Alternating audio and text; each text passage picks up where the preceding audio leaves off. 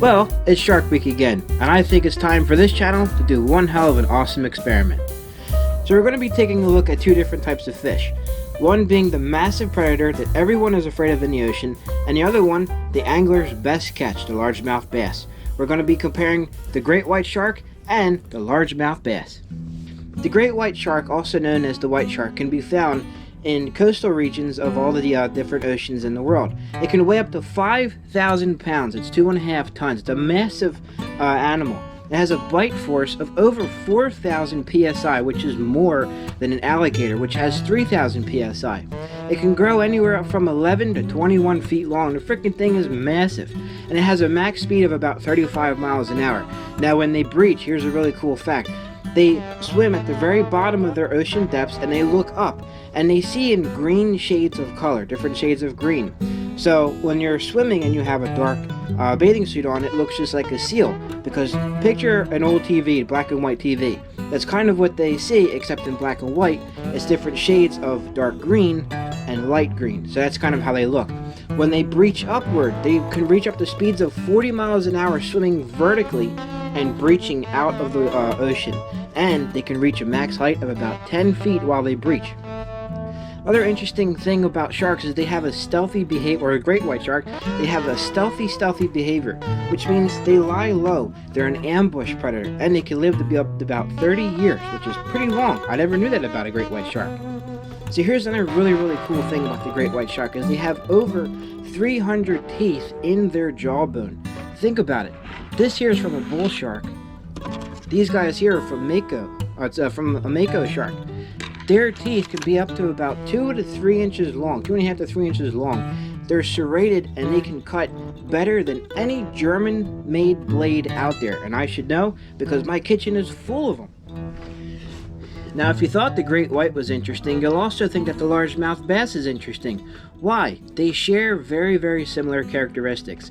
How so, you might ask? Well, first off, they're an ambush predator, meaning that they live down in the rocks when it's cold, or they live up in the shallows in all the reed line and pond grass when it's warm out, particularly in summertime. They also can see in color, so they can see just like you and I. Now, what do they feed on? Well, mostly, though, they are carnivorous animals, or fish. However, they will go out and they will eat other things such as snails, worms, crayfish, frogs, birds, different rodents, and anything else that's floating around on top of the water. But there's something else that they also share in common with great whites. They are known to breach. It is extremely rare to see a largemouth bass breaching out of the water. However, when they do, they can reach heights up to 3 feet in the air. It's pretty impressive for a really heavy fish. And speaking of heavy fish, they can be up to 12 pounds. Pretty big. They can also measure in well over 20 inches long. Depending on what part of the world that you're living in and where you catch them, they can be anywhere. If you're in a creek, they could be anywhere from 6 inches all the way up to over 20 inches long. It's really impressive for a freshwater fish. Now, what makes a largemouth bass really similar to a great white shark is that they don't just sit there and wait for that fish to come by. They'll kind of hang around and they'll stalk their prey that they're going to go after, and then they'll strike after them at 12 miles an hour. It's really impressive. Sometimes you can actually find the largemouth bass swimming with their prey, just like the great white. They're not always feeding, they're not always hungry, but when they are, it's really devastating to how the prey is just annihilated by the bite force of these animals. One really interesting fact about the largemouth bass is that it's actually an invasive fish, and it's the #1 most looked after fish when sport fishing in freshwater tournaments. So with this experiment and this comparative analysis between the great white shark and the largemouth bass, let's go to the lake and let's see if we can do an experiment of our own.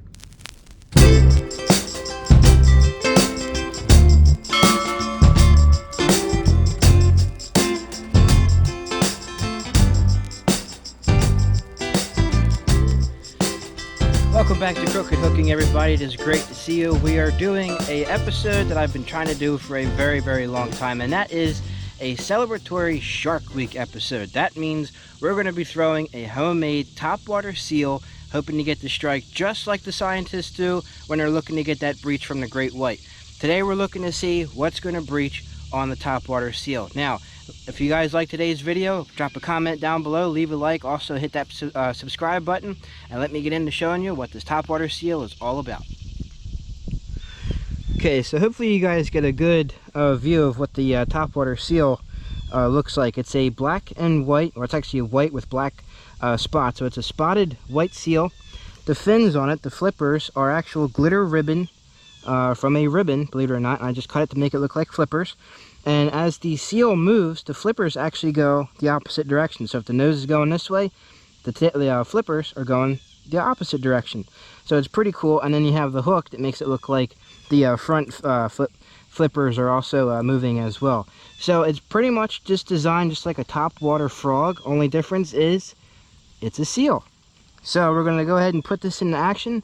Hopefully we get some bites on it. Hopefully we get some good action with it. And let's go do this. Let's have some fun.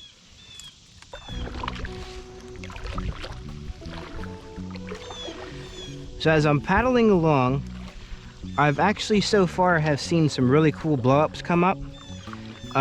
More so out in front of us here. So I'm just going to try to plop this thing right in the middle and then slowly work it back. But right now we have a whole bunch of hydrilla, so that means that hook is probably going to get hung up a couple of times.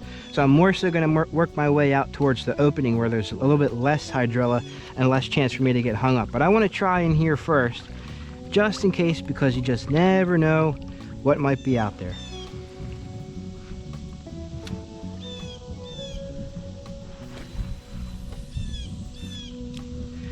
And with it being made of wood and a really well balanced weight, I can get this line to pretty much almost spool the entire reel here. So I can get this thing to launch really, really far. So all I do after I cast it, just let it sit for a couple of minutes, and whatever was underneath of that location, you want to kind of let them just come back. And then once they come back, or at least give it a couple of minutes, then you can start working that lure back to you.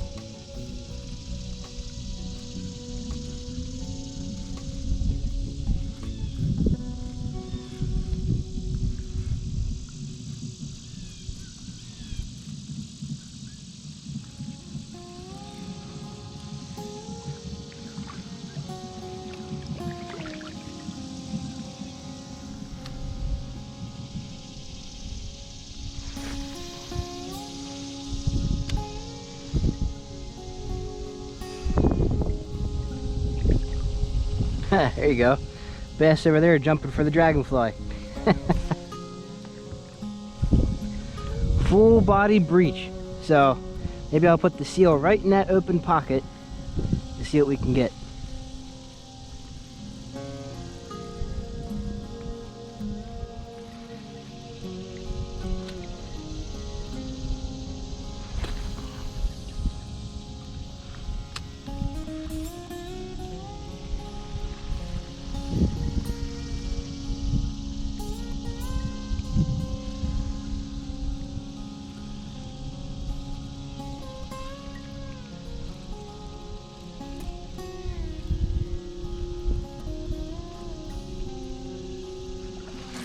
There we go.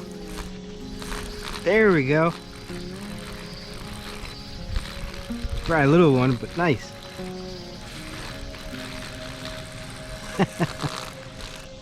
Nice. All right, finally got it on camera. Let me get you some slack.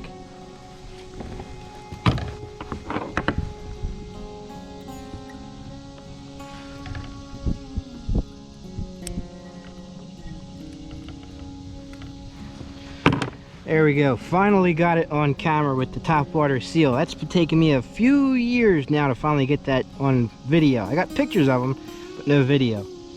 So nice. Nice fish on the topwater seal. You're the first one on camera, buddy. All right.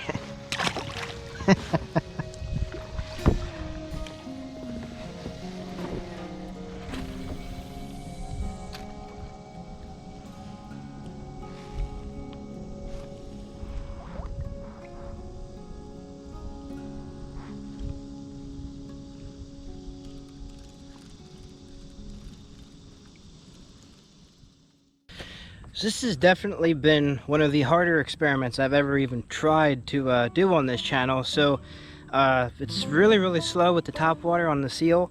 So we're going to switch over to the worm, and we're going to see what the worm can bring. Alrighty everybody, stay tuned. Let me get the worm all rigged up. It's crazy. I'm paddling along and I'm watching the top water blow-ups just kind of die down. So I figured it would be a good idea to switch over to the worm. And hopefully that brings us some luck. I'm seeing a lot of action on in some spots, like there's some swirls here and there. So I think the worm might be a little better than the seal. So I'm gonna go ahead and give a few casts and see what we can pull out of the water.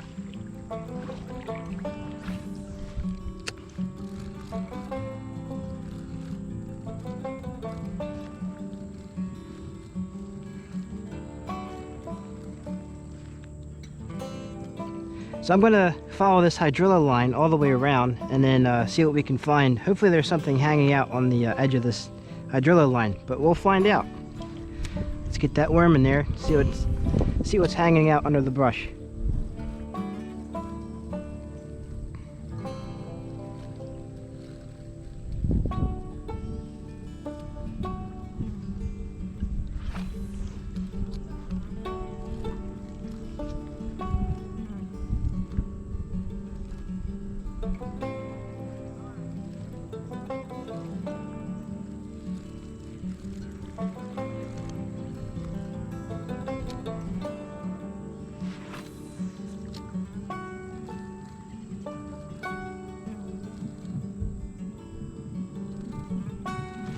There we go.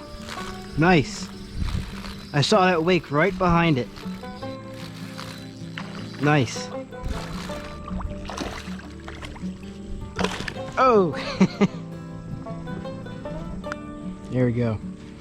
Yeah, I saw him make that wake right behind the worm. That's why I was like, I think something's about to happen. Nice little fish. Cool deal. Alrighty, buddy.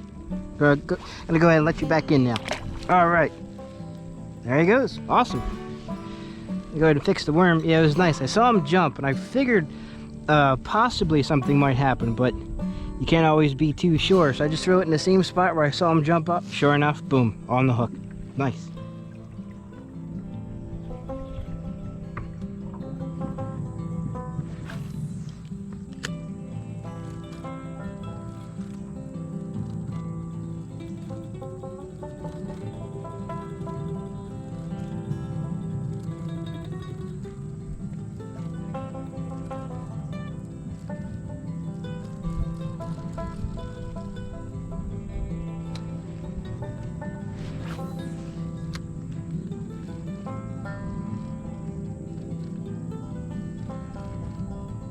Oh, there we go. I saw that one come right up.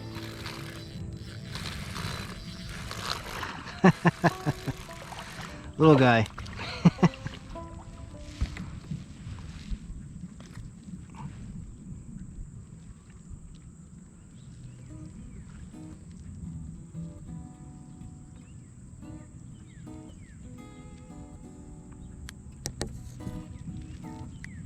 There we go. Yeah, I saw him come right up. He's a little tiny bass, but nice. Alrighty, buddy. Go ahead, let you back in. There he goes. So it seems if you hit the well, I hope you guys liked today's video. It was definitely one of the most challenging ones I've done in a good while. The last one was that trout fishing survival video. I'll post that one at the end of this video here. But if you guys did like today's video, make sure to hit that subscribe button, drop a comment down below, and also hit that like, and I'll see you guys on the next one.